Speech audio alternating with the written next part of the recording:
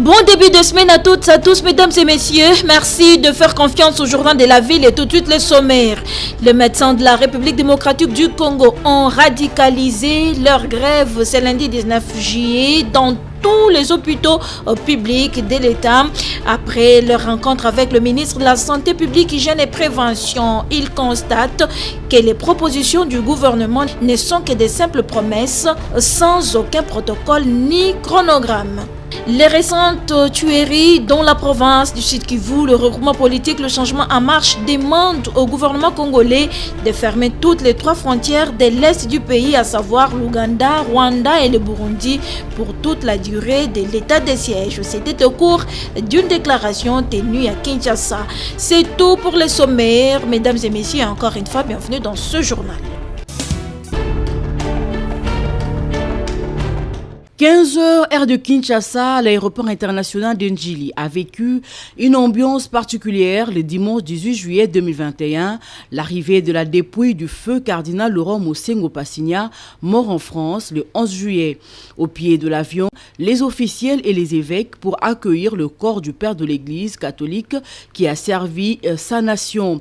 L'émotion, le pleur étaient au rendez-vous. Dès sa sortie, le cardinal Ambongo a béni le corps et le corbillard qui devait faire le tour de Kinshasa et être conduit à la paroisse Notre-Dame du Congo où une messe avait été organisée en sa mémoire. L'honorable Célestin Engelemba Bokoué s'est rappelé de sa façon de travailler lors de la conférence nationale souveraine et sa passion pour la justice, la paix en RDC. J'ai aimé sa façon de vivre, sa façon de faire, et il était toujours un combattant de la justice. Et c'est parmi des personnes que j'ai toujours appelé coach dans ma vie. Et j'étais toujours prêt, quand on me dit qu'il est là, passer, les saluer. Je me suis forcé de passer les saluer parce que dans lui, je me retrouvais dans ma pensée de société civile d'abord et aujourd'hui comme politique. L'honorable Paul Balenza, en sa qualité de président de député catholique qui coordonne le caucus Ave Maria, garde aussi plusieurs souvenirs.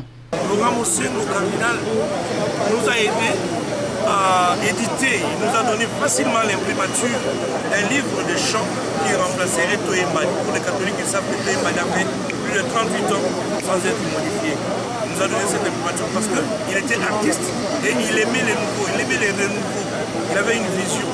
L'honorable Solange Masumbuko a quant à elle loué les qualités de l'illustre disparu. Vous savez, le cardinal Laurent Mosengo Passigna, c'était un homme calme, mais derrière ce calme-là se cachait la rigueur, et derrière d'avoir un peu de tout, se cachait aussi, je crois, un homme sévère, critique et très méticuleux. C'était un super homme, un illuminé, c'était un homme très intelligent. La mort du cardinal Mosengo est une perte énorme pour la RDC. En attendant, son corps est gardé à la morgue de l'hôpital Saint-Joseph et sera inhumé le mercredi 21 juillet dans la cathédrale Notre-Dame du Congo après avoir reçu les hommages mérités.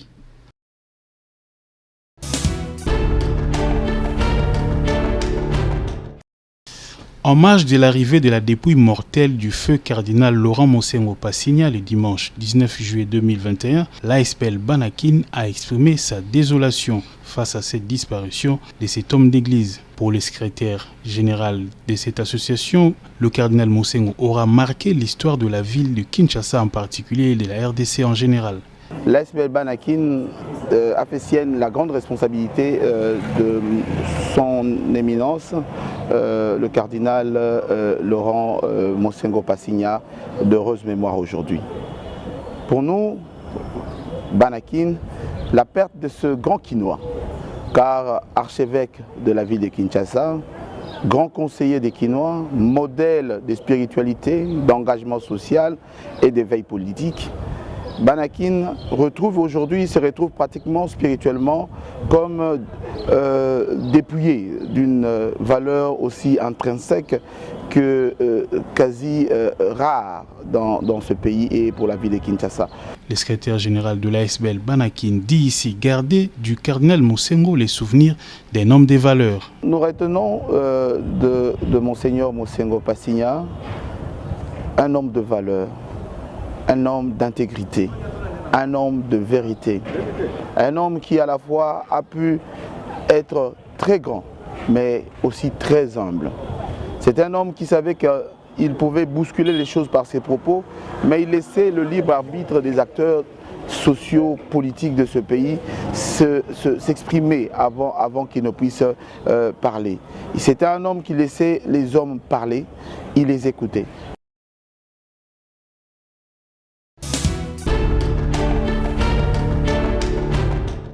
La montée de la violence, la haine et surtout l'inconscience politique en rapport avec la loi Tchani, le regroupement politique Le Changement en Marche, LCM, s'est dit très choqué au cours d'une déclaration tenue ce dimanche 18 juillet à Kinshasa, Maître John Mbayantita.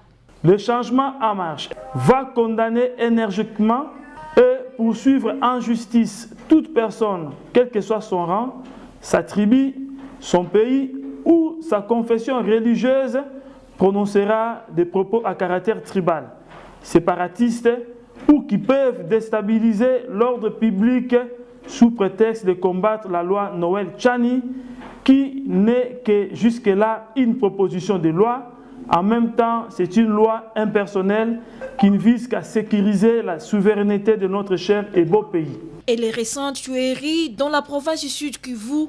Le Changement en Marche interpelle et recommande le gouvernement dit des Warriors de fermer toutes les 3 frontières de l'Est de notre pays, à savoir l'Ouganda, Rwanda et Burundi, pour toute la durée de l'état de siège. Identifier et arrêter tous les officiers infiltrés dans nos services de défense et de sécurité. Poursuivre sans complaisance en justice les anciens premiers ministres, ministres et gestionnaires des entreprises publiques coupables de pillage et de détournement des deniers publics.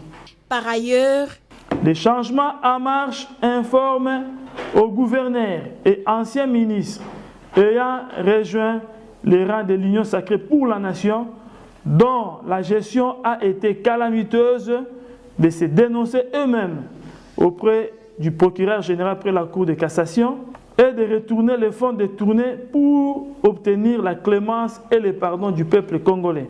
Compatissant au malheur qui frappe le pays avec la mort de ses dignes fils, le Changement en Marche présente ses sincères condoléances à la famille biologique de Monseigneur Laurent Mosengo Passigna, ainsi que toute la communauté catholique.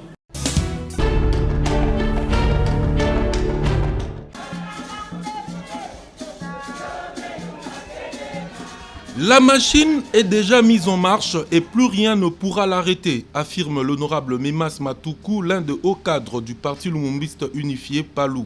C'est à l'issue de la matinée politique tenue le samedi 17 juillet qu'il a fait savoir, révélant par ailleurs que les préparatifs du 2e congrès tant attendu vont bon train. Je vous prends donc, vous, à témoin pour dire à la face du monde que les préparatifs vont bon train. Et la machine, comme elle a été lancée, nous sommes arrivés au point de non-retour. Et c'est un événement qui est grandiose à plusieurs points de vue. Ça va être le 2e de l'histoire de notre parti. Grandiose parce que ça va être un congrès que nous allons organiser de la manière d'un véritable parti politique digne de ce nom que le parti Lumumbiste unifié.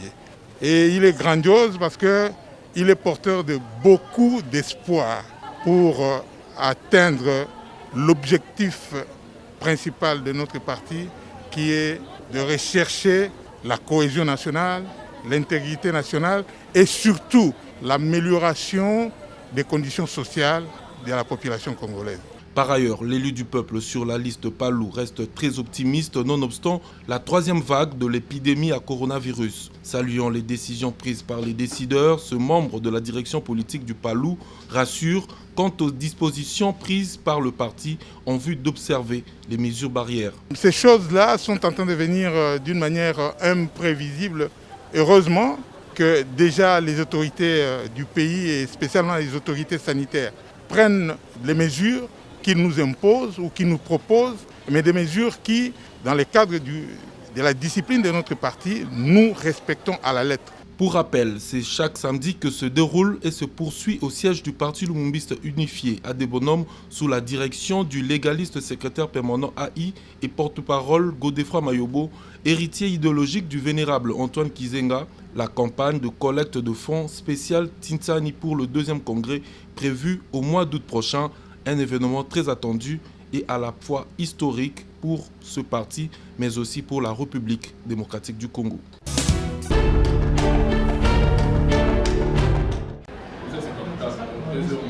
Ils n'ont pas été saisis par la présidence de l'Assemblée nationale pour le dépôt de la liste de leurs candidats au bureau de la Commission électorale nationale indépendante. Les membres du consortium des organisations des jeunes impliqués dans le processus électoral dénoncent ces discriminations et tiennent pour responsable le président de l'Assemblée nationale au cas où leurs candidats ne seront pas pris en compte. Ils l'ont dit au cours d'une déclaration tenue ce samedi 17 juillet 2021 au centre Liloba de Lemba, dont Okoma Onyumbe est coordonnateur du COJIPEL.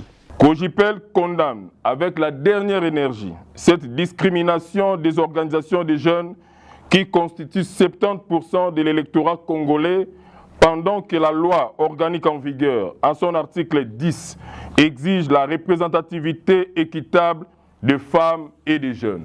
COJIPEL exige la prise en compte de sa liste afin que l'un de ses délégués soit retenu dans la prochaine plénière de la CENI. COJIPEL appelle toutes les organisations des jeunes de la société civile de Kinshasa, en particulier, et de l'ensemble du pays à rester mobilisées et vigilantes pour qu'en cas du rejet de sa liste, le pays soit mouvementé et le bureau de l'Assemblée nationale en sera le seul responsable. COJIPEL demande l'implication personnelle du chef de l'État et de toutes les autres institutions du pays, ainsi prend en témoin la population congolaise et la communauté internationale, tout en sollicitant leur implication pour que la jeunesse soit rétablie dans ses droits tels qu'elle exige la résolution 2250 du Conseil de sécurité des Nations Unies. Les consortiums des organisations des jeunes impliqués dans le processus électoral bénéficient du soutien de l'Union des jeunes congolais pour le changement UJCC dans cette démarche de voir les jeunes dans le bureau de la Commission électorale nationale indépendante.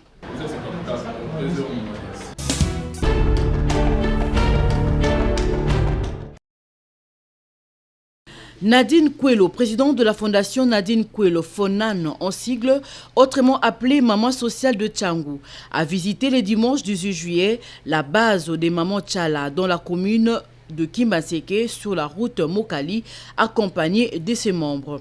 Ils ont réuni plusieurs femmes ainsi que le personnes de 3e âge, hommes et femmes. Ayant plusieurs actions déjà réalisées, toujours dans le social, elle a dans sa jupe baissière amené et remis à ses invités des couvertures, des sachets de sucre, du savon, du café et du thé. Débuté par une prière, après la vision du FONAN leur a été détaillée. Nadine Kouelo a remis en main propre ce dont elle avait prévu à ces dernières. Très touchées par cet acte de générosité, elles ont déclaré le parole de bénédiction à l'endroit de la présidente de la FONAN.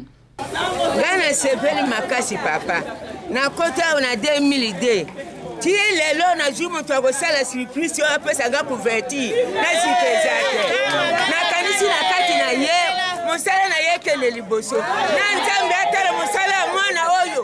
Aza mon père, aza moi na mon père. Deya Kanisi Biso. Ah, bala liboso te. Et c'est moi le kingana mon tema, moi no. Bala liboso na mona, moi na Kanisi baboto, babota mama na. Na ye, asali na pesi nukumu na seti, na likolo. Nzamba baksile. Elle est née et a grandi dans le district de la Tchangou. Nadine Kouelo ne vise pas la députation, mais son souci c'est de partager avec les nécessiteux.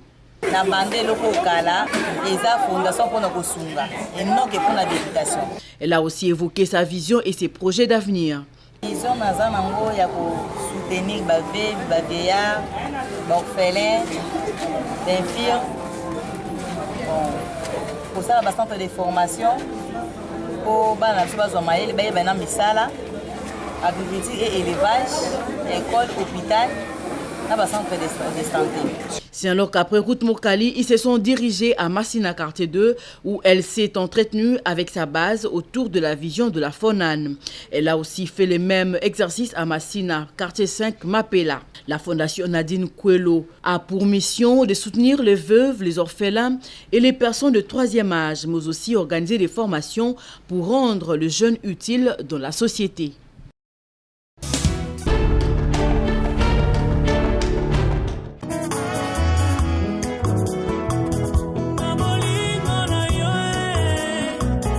La famille Kabasele porte à la connaissance de la communauté de l'école d'informatique de finance, aux amis et connaissances, le programme des obsèques du professeur Kabasele Yampanya Tchasouma Kabadeni Nestor. Mercredi 21 juillet, veillée mortuaire sur l'avenue Platane, Triangle 80 jours haute tension, concession, Conseil national de sécurité CNS, en face du centre de santé plus arrosé. Jeudi 22 juillet, levée du corps de la morgue de la clinique Bondeko limitée et inhumation au cimetière Chemin des Paradis, route Matadi. Juste après, il y aura le banc de consolation à la même adresse de la veillée mortuaire et c'est dans le respect strict des mesures barrières dues à la COVID-19.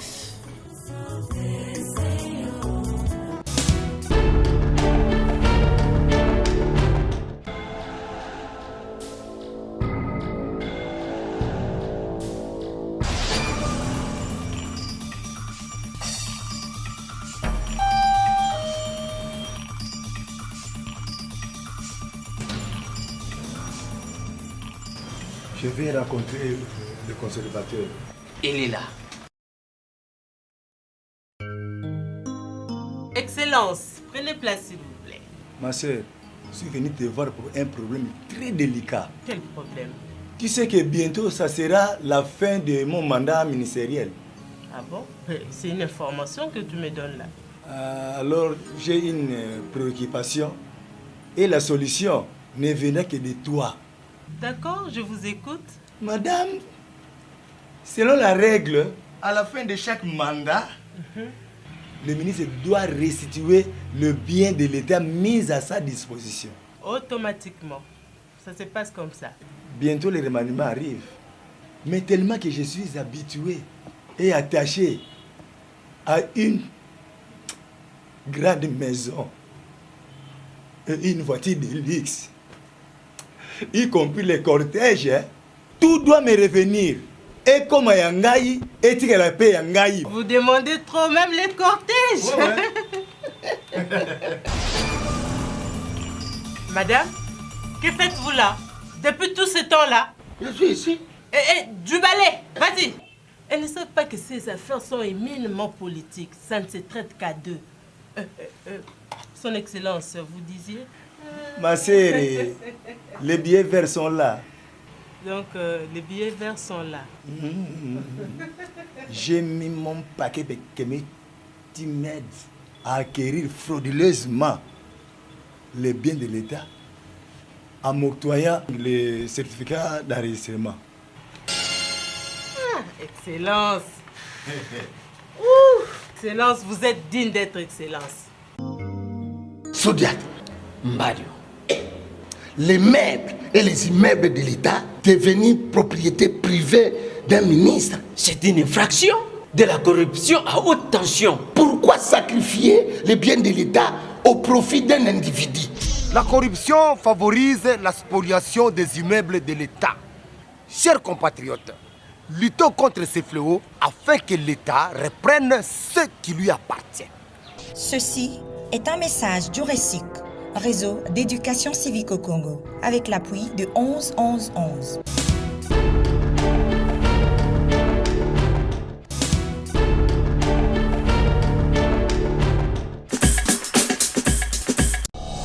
Nous sommes arrivés à la fin de ce journal de la ville, mesdames et messieurs. Merci de l'avoir suivi. Le prochain rendez-vous est fixé pour ce mardi.